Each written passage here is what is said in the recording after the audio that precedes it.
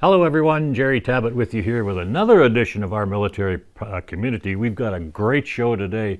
A lot of information we're going to try and get in. We're going to talk to a gentleman from the Vet Center. A lot of people are saying the Vet Center, I've heard of that, but what are they? What do they do? Does it cost me anything? But first of all, we got to find out the guy that works over there. My guest today is Matt Standish, who is a retired Chief Master Sergeant, works over at the Vet Center. Matt, I am so happy you came in here today because our veterans need help. And there is a place there at the Vet Center where they can get the help that they need. First of all, tell me about your background. I know you're an old retired Chief Master Sergeant Air Force and a First Sergeant. Well, close. I do appreciate the promotion. I was never Chief. Oh, I thought you were Chief. No, never made Chief. Well, you are but now. I was a First Sergeant, originally from Washington State. Joined the Air Force in 1980. Did 21 years as a weapons loader on fighter jets. Wow. Interesting, I worked on F-4s, F-16s, F-15s, and my big pride about my F-4 time was I got to work on Wild Weasel F-4s, which if you dig into history and find out about them, they were very special back in Vietnam. And but I got to work on a lot of Wild Weasel F-4s. Then after 21 years, I gave all that up. I crossed over to the dark side of the Air Force, and I became a First Sergeant. Yeah, I remember guys like you. Knows, yep, First Sergeant is one of those special positions where we deal with all the dumb things. Well, and I'll tell you, Matt, your vast experience has really helped you. Now you're at a place called the Vet Center. Yes, sir. First of all, what is the Vet Center? The Vet Center is a very special office of the VA. We are federal VA, fully funded, no cost for our service, but we are intentionally independent and separate from all the rest of the VA. Technically, we fall under the Health Administration, but we don't have anything to do with the clinics or hospitals. Right. Our service that we provide is basically a counseling service. It's primarily for PTSD, whether that came from combat, sexual trauma, dealing with casualties, just about anything, even Coast Guard who've been out doing drug addictions. But the beauty of it, because we're so independent from all the rest of the VA, is our veterans don't have to be in the VA system at all. They can be, but they don't have to be, which also means they can have, other than honorable discharges, they can still come see us. But we also are allowed to see National Guard troops, reservists, and even active duty members. And we are the only office in the VA that regularly sees family members. And we're talking any family. And we're going to talk a little bit about that. Oh yeah, we love that.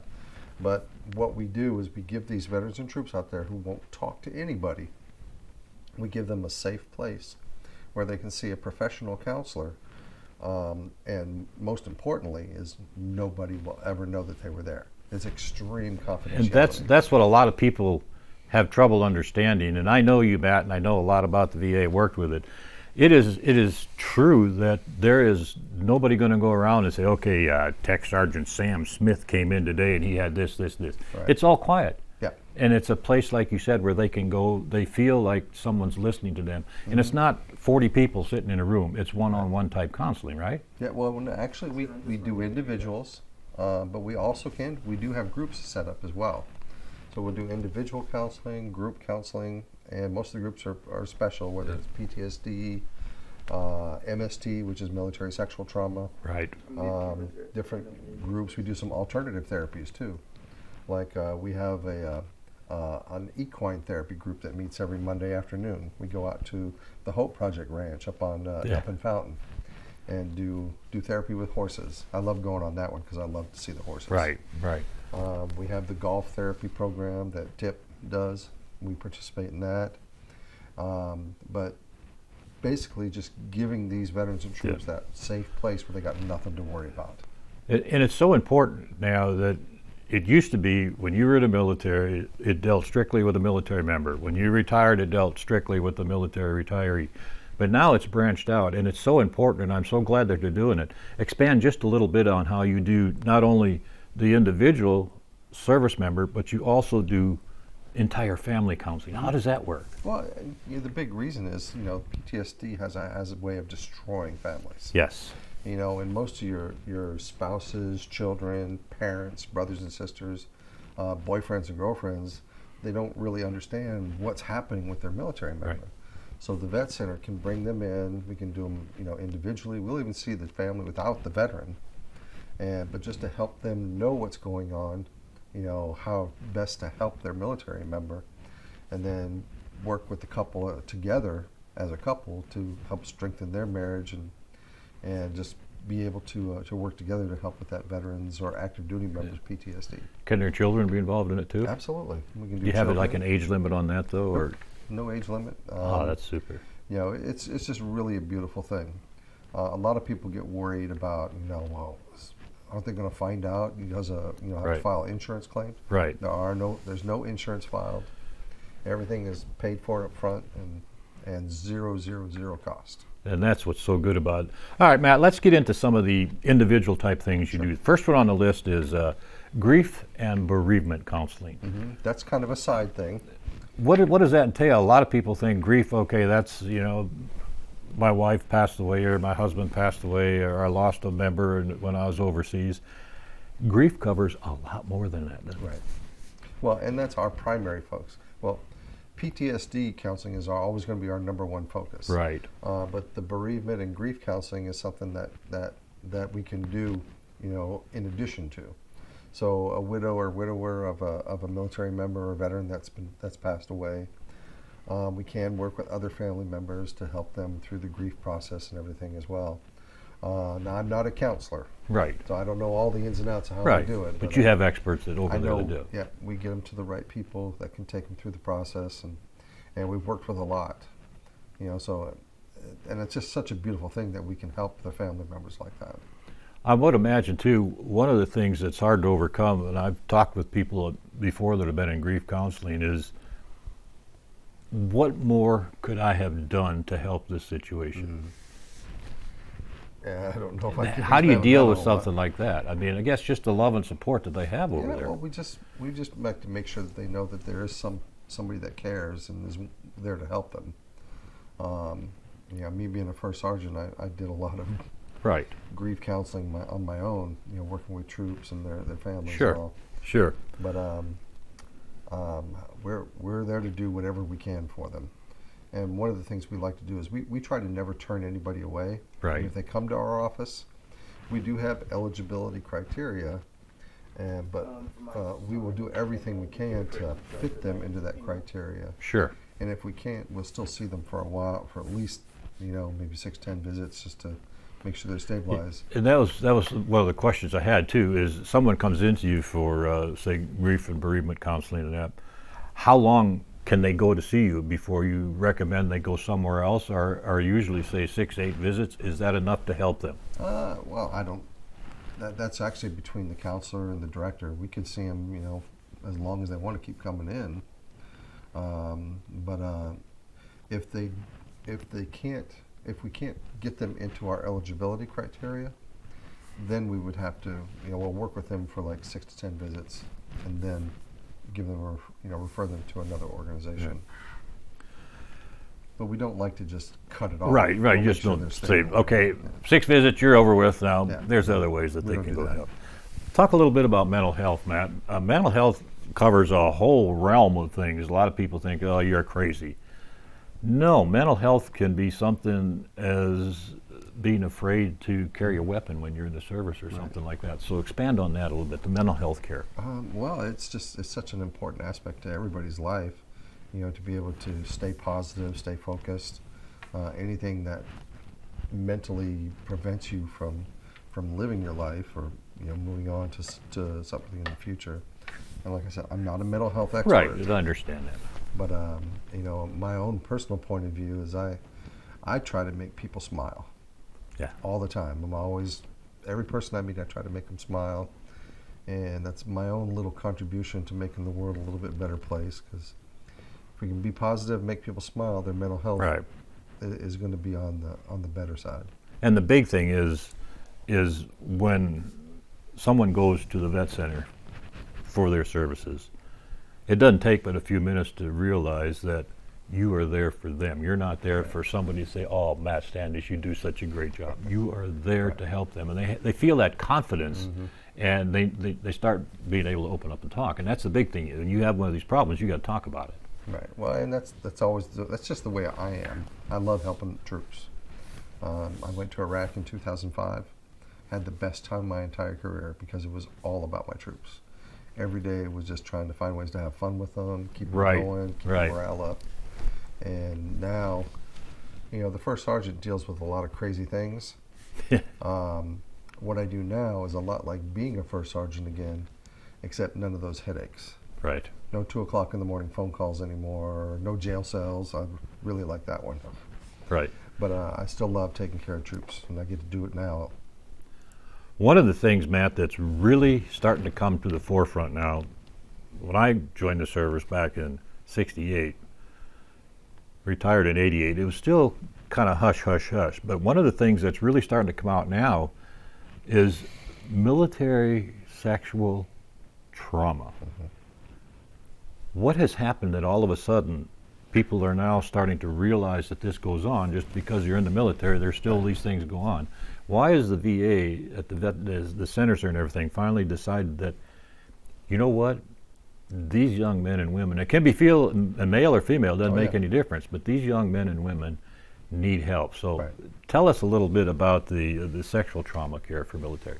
Well, I mean, in years ago, they kind of brush it aside and try to hush it up, and and it's just taken years for it to really open up. I mean, and it's sad that it still happens. Right. Because when I was active duty, I dealt with several situations. What's changed? I think it's just mostly an awakening. They're realizing that, this has happened to so many people. We need to put things in place to get them the help now rather than later. Let's do everything we can to. Right. And because it's private, nobody knows about it, these individuals feel like they can open up and talk about it now, right? And that's why we partner a lot with the different sexual assault response teams, because every county has one of those. Right. They know that we're there, so if they get a veteran or an active duty member. We're going to get into some of that in just a few minutes here, but something else that surprises a lot of people is your minority veteran care. What is that, and what's it all about? Well, we never turn anybody away. I mean, if they, experience, PTSD that's related to, whether they're a minority or. Right. Doesn't make any difference if you're black, white, brown. No, we really don't. Doesn't make any difference, and that's one thing that people are realizing now, that everybody is equal when it comes to this VA counseling service, which is really good. And I'm so glad that they're trying to get that out so that people become educated on it. Yeah, we just look at them and say they're a veteran, they're a military member, they need help. We're going to do what we can to help them. But one of the big things that I want to expand on that you know quite a bit about is the PTSD care. Right. Now, a lot of people, you can look at them and they seem like you and I, sitting here having a conversation and everything. But in 5 minutes, they can be down in a corner somewhere, going completely to pieces and everything. Right. PTSD is not a physical ailment, so it's very hard to diagnose. So tell us about PTSD, because a lot of people don't understand that, or traumatic brain injury. Right. Well, I mean, PTSD is, of course, post-traumatic stress, which means they experience a traumatic situation. And I would be the last person to say that it's exclusively a military thing, because it's not.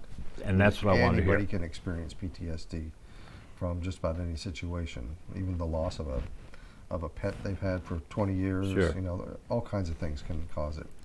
But there are a lot of signs, and it's not obvious, talking to somebody. But there are things to look for, and I was actually getting real good at that when I was a first sergeant. Classic one that I always find is I have somebody, you're in a crowded room of people, and you got this person that always sits in the corner, facing the rest of the room, knowing where the exits are, and just so they can keep an eye on everything. It's kind of a term that we call hypervigilance.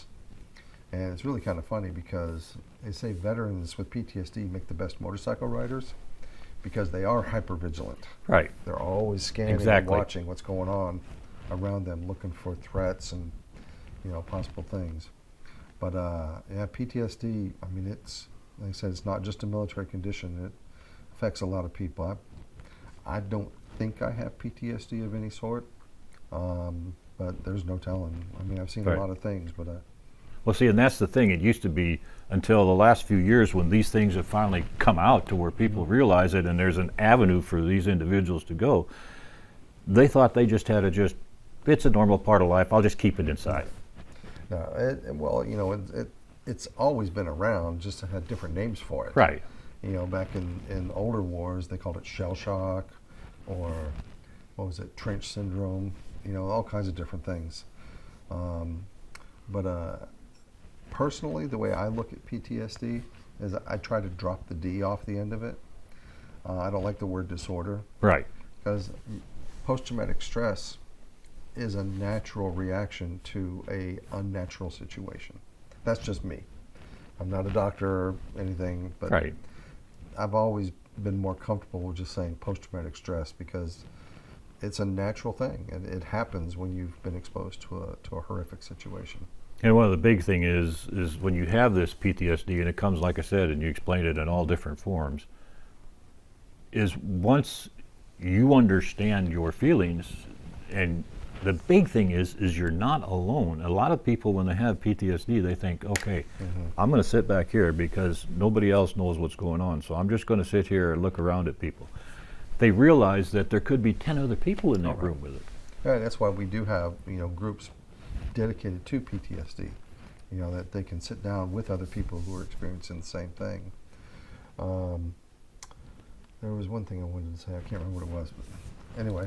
You'll think of it. I'll think of it eventually. One of the things also that you talk to people about is, and it's some people that get out of the military, they actually have problems once they leave the military to try and transition back into the civilian side of life because they're used to certain things that they do in the military. You actually have some services over there to help with that also. Yep, and it's just part of our overall program. We do help with, that's why our official title of our program is Readjustment Counseling Services. So it is about readjusting, getting, out of the military mindset and becoming a civilian. You'll always have that military, in you to some degree, but, helping them get to a normal life. And what things that we can't do directly at the vet center, all vet centers, and there's over 300 of these across the country, is we know where those other resources are. Right, and that's the important thing too. I want to get into this because there's all kind of different aspects here. You guys not only are there to help immediately, but if something happens that you can't really help this individual, you have referral services out there that you can go to. The first one I want to talk about is the addiction and substance use care. Okay. That's one thing that has really come to the forefront now in military. There's a lot of addiction and substance abuse out there. Number one, it's so much easier to get marijuana or some of these other drugs than that. So you actually have referral service. Tell us about that one for the addiction and substance abuse. Well, a lot of the referrals we do is we do try to encourage it. If we get a veteran who's not in the VA system, the VA does have programs, and places they can go to help recover from addiction problems. If they don't want to go through the VA system, there are a lot of resources. We partner with like Emerald Coast Behavioral, the ARC out on the beach, which is a transitional living facility that works with, it's faith-based and works with people that have, addiction problems. The Oxford houses that have been kind of in the news, kind of controversial, they actually do a great service by helping people get off of, their addictions. Now, once you refer someone to, say, like the different services that are available, once you refer them, Matt, do they have to pay for that, or does the VA or their TRICARE or insurance? No, once they leave us, it's pretty much up to insurance and things. But I'm sure that there's avenues too where you could tell them, hey, this group may be able to help you with some of the costs in that. And well, like there's a new place in off of East Avenue called the Evers House, which is for women who have substance abuse problems.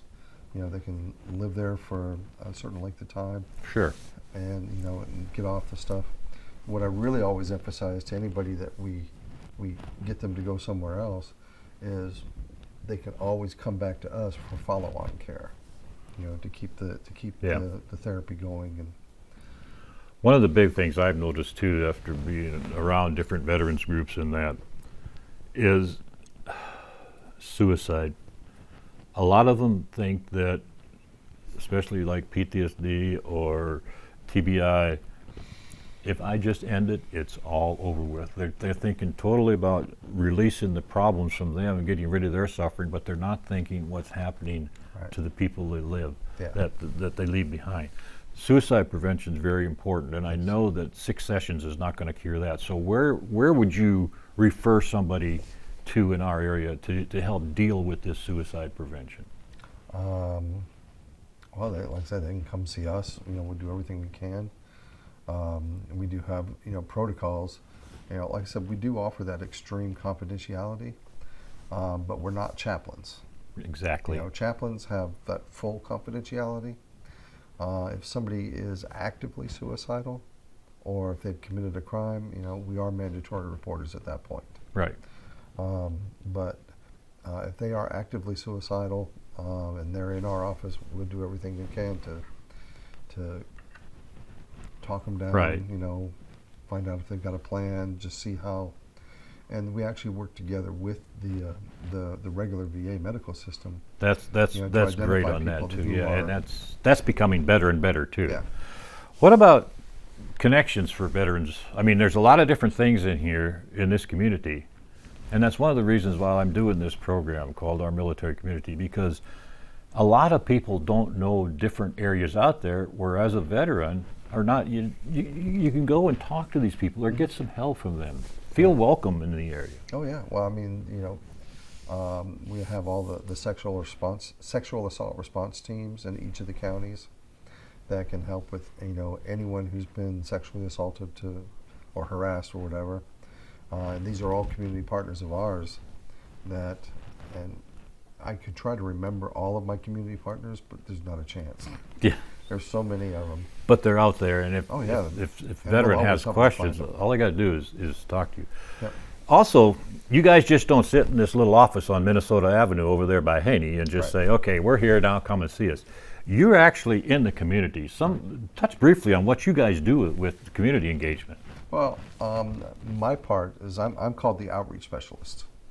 I actually have the funnest job because I'm always Get to out. travel. I travel 11 counties and just talk and talk. I set up at fairs, festivals. I do speeches and presentations. I've spoken to churches, to clubs, you pretty much name it, I've talked to them. Right. I can do a fairly good motivational speech and just to let people know about this program, because what most people don't know is the Vet Center program is over 44 years old. Right. It was started back in the 70s by Vietnam veterans who wanted that safe place where they could Right. talk to other veterans, about the things they were experiencing. And from day one, there has never been a commercial. Right. There's never been an advertisement. Because you don't go around bragging about it. It's kept private. Right. But it's all been word of mouth. So every vet center has a person that's their job is to Yeah. go out and talk. Now, we have veterans out there that are in wheelchairs, they're homebound and things like that. You have a telehealth too. You can actually help them with that. How does Oh, yeah. that work? Well, that's pretty easy. The counselors all have access to it. If they've got a phone or an iPad or some kind of pad that we can connect up to, we can always. I always say that's the one good thing that COVID-19 did for us. Is it really made the telehealth program grow. The VA's big into it, and they give us Right. the tools we need. So we can, vet centers aren't everywhere, but the connection is easily made Exactly, for and that's anybody. the big thing. You know where to go. Yeah. All right, we got one more thing before I want to talk about a book there in front of you. Okay. Workshops and classes. You do workshops, you do classes, things like Sort that. of, we do. Well, we're always looking for alternative therapies. Like I mentioned, the Hope Project, Yeah. doing therapy with horses. Yep. We travel out there every Monday afternoon. We have the golf therapy program, which is every Tuesday morning, that is literally changing some lives. It is, yes. It's doing some great work. We do some art therapy. Usually that's in our office in one of our group rooms. Some of my counselors travel to other locations. One does a group in Marianna, and then follows that up with a group in Bluntstown. We have a counselor now who's traveling up to Dothan. Yeah. Who's getting Yeah. things established up there. And So there's different avenues out there. All you got to do is contact the vet center and find all that out. We got about 3.5 minutes to go here, Matt, but Okay. you wrote a book. Tell me about it. yeah, one of my side things is I am an author. I did it all myself. It's a little book that I put together that I'm going to hold it call up it- so they can get sure. a close-up of that. I call it a motivational autobiography. And basically, like I said, I like to make people smile. Yeah. You know, so the way I do that is everywhere I go, whenever I meet somebody, I Yeah. always say, well, how are you doing? Yeah. And they usually ask me, I'm doing good, how are you doing? And I say, I'm having more fun than I should be allowed to have. And that's what they do, is they smile. Then the second thing they do is they ask me what I'm doing to have so much fun. Right. And that's why I tell them about the Vet Center program. But my book, You Can Smile Too, is all stories from my life that made me smile. And hopefully it's a way to make people smile that I might never even meet. And that's the big thing. A smile is worth a million words to me. How can people get that book? It's on Amazon, it's on Barnes & Noble. On Amazon, it's available as an ebook and paperback. I am working on maybe doing a hardcover version. And I'm actually planning on a second book that's going to be similar. It's going to have more stories from my life, more since Hurricane Michael type stories. Sure. But I also want to include, I've been writing for a local magazine for about 3.5 years and interviewing, doing a short story about veterans on Panama City Beach. So I want to include those in Yeah. there, and then in between I'll tell a few more of my own stories. And I've got a copy of this book, and reading some of the stories and looking at some of the pictures in here, Lots of pictures. it does make you smile, Matt. That's true. Thank you for writing that. I If you appreciate notice it. that you go through it, you'll see I've counted, there's like 340 some smiley faces in there. Yeah, and that's good. And that's good. all a point in the story All where right, it made me smile. we got less than 2 minutes to go here. Okay. Brief summary on the Vet Center. It is that safe place where that veteran or two, if they won't go anywhere, no matter what their need is, they can come to the Vet Center. No worries. Nobody's going to know about it. If we can help them directly, we'll set them up for it. If we can't, we'll try to always point them in the right direction. But it's just us. One of the beautiful things about the Vet Center program also, the VA as a whole is about, employee-wise, is about 22% veterans. The Vet Center program is over 70% veterans. So we are taking care of our brothers and sisters. I think out of probably, I think they said a half of those veterans that work in the Vet Center program could potentially be clients, because they've all been there, done that, been employed. And that's what's so good about it, Matt, is veterans helping veterans. Yeah, Thank you, care of my our- friend, for coming in today. I appreciate pleasure. it. Go see the Vet Center.